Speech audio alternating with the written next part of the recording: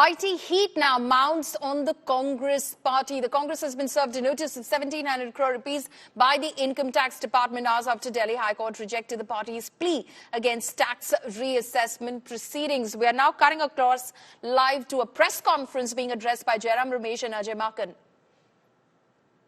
demand income tax ने Congress party से किया,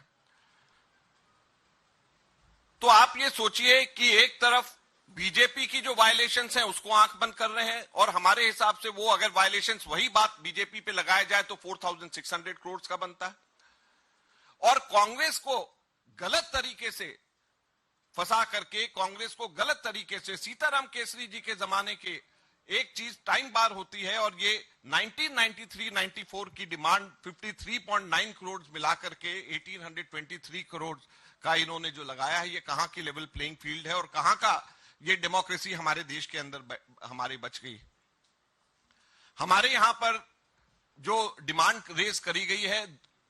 वो इस बेसिस पे करी गई है कि 5 साल पहले